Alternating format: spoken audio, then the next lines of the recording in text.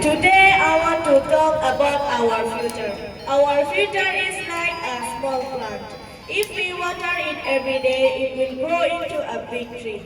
To improve our future, we must study well.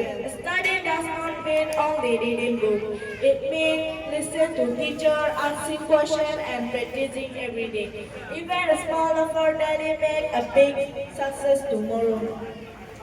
Our future starts from today, what we learn and do every day. Help us become better people tomorrow. Dear friend, to have a good life in the future, we must learn good habits now. Wake up early, study well, respect elders, help others, and be kind to everyone. A small good action makes a big difference.